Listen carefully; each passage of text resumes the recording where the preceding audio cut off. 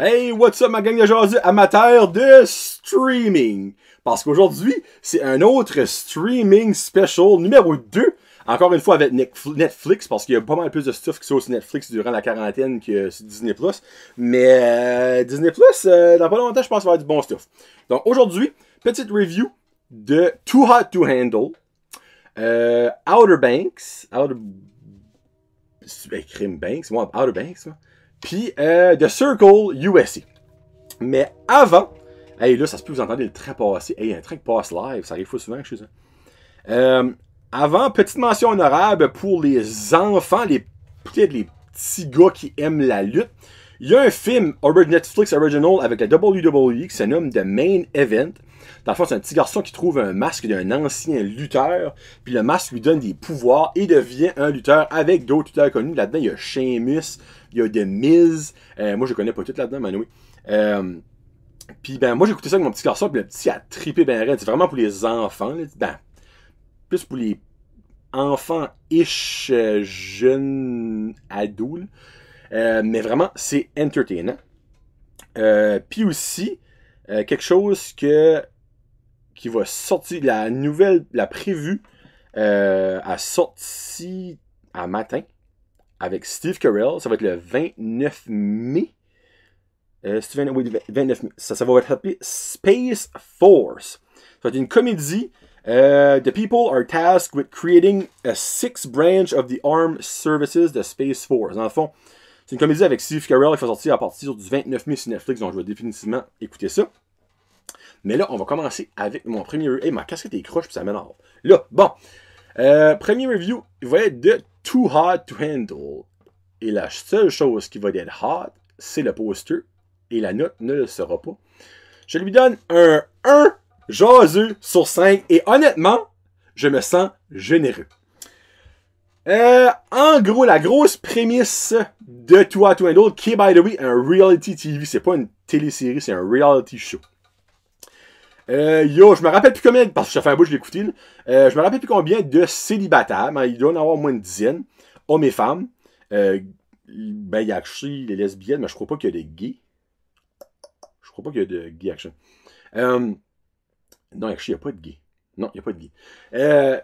Sont envoyés sur une île paradisiaque. Tu sais, là, comme même moi qui aime pas le show pis les îles, j'étais comme, hey, Christ, c'est beau, là. Mais en gros, les autres sont envoyés là comme si que ça valait être, garde, l'orgie de leur vie, le party, sex, drug and rock and roll, name it. Le premier meeting, ben, tout le monde parle, pis dans le fond, il y a tout pris du monde, qui est soit sur les médias sociaux ou sur Tinder, ça fait la même, les hottest, là, mais il n'y a personne de hot là-dedans.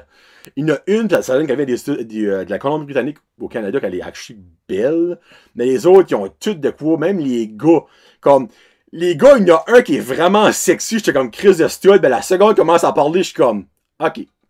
Finalement, j'aime bien avoir ma bédaine pis être smart comparé à ce innocent-là.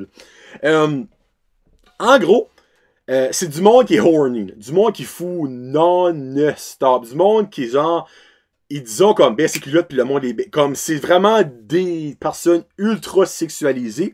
Puis ben, le premier 24 heures, ils se rencontrent, chit-chat, puis là, ben, évidemment, ils se font interviewer chacun de leur côté de ça, puis c'est comme, oh my god, I'm gonna bang them so hard, oh my god, I can't wait to see his dick. C'est vraiment du sexuel au pouce carré, jusqu'à ce que, t'as Lana, qui est genre un Siri, un Google Home, c'est une machine qui leur parle. Puis elle leur annonce qu'il y a un prix au bout de la ligne. Donc, à la fin de leur séjour, je crois que c'est un mois qu'ils sont là, il y a 100 000 $ à gagner. Mais, ding, ding, ding, ding, ding, la twist est que, pour gagner le 100 000 $, faut qu'il n'y ait aucun geste, aucun acte sexuel. Frencher, t'enlèves de l'argent.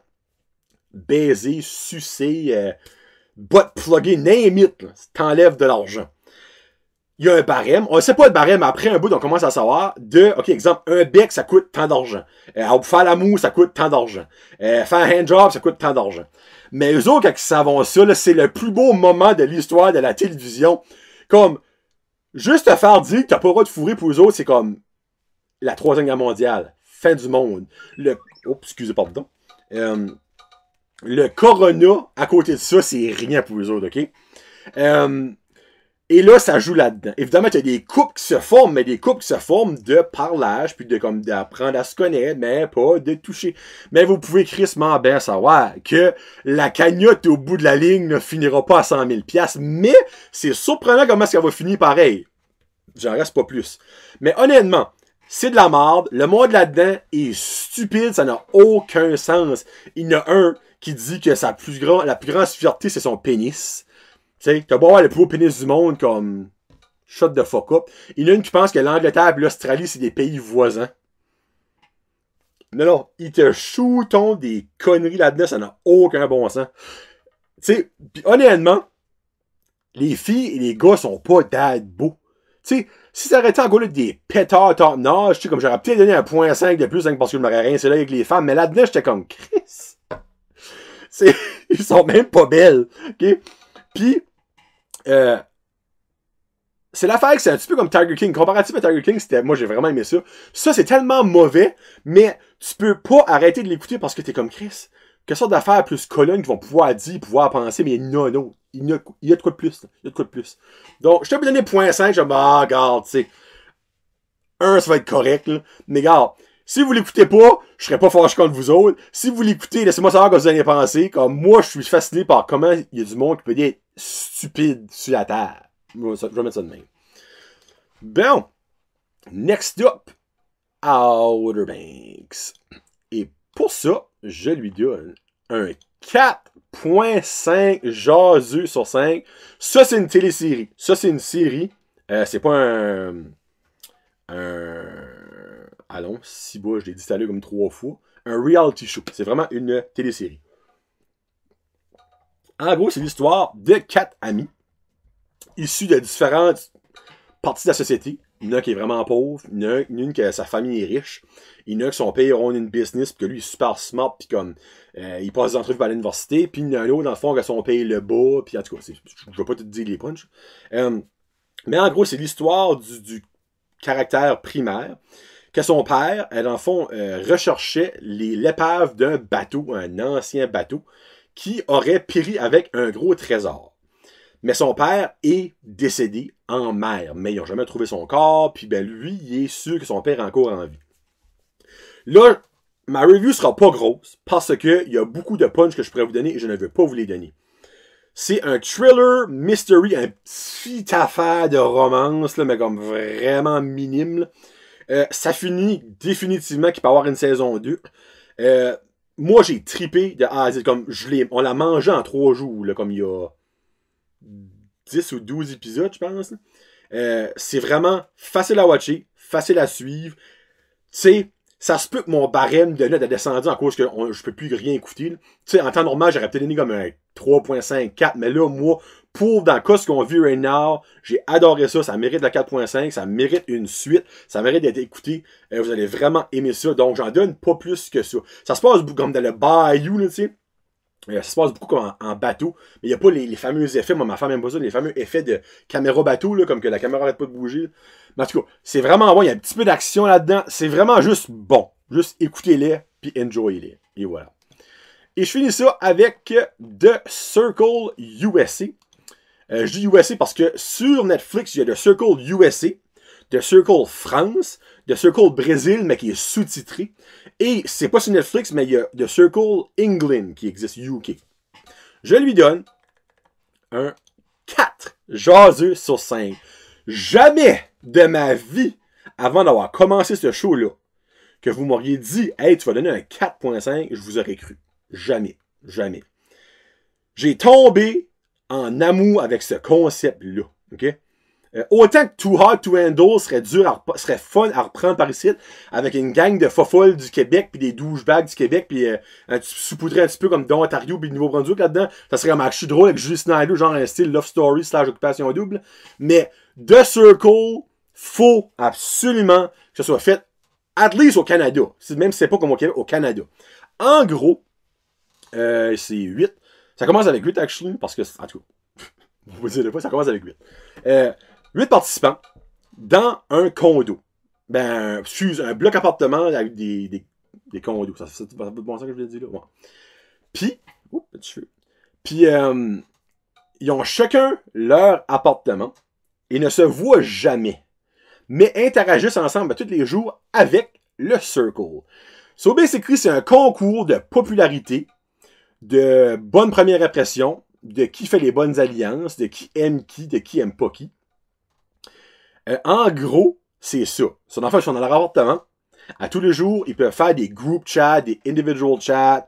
Il y a genre des activités qui font comme ça, des petits challenges, genre sous le seuil de l'anima, faut qu'ils pensent, par exemple, qui est le plus stratégique, mais ils lancent ça des noms, puis ça fait un petit peu de guerre. Mais l'affaire c'est qu'il peut y avoir des catfish. Genre un gars, mais qui joue avec le profil d'une fille.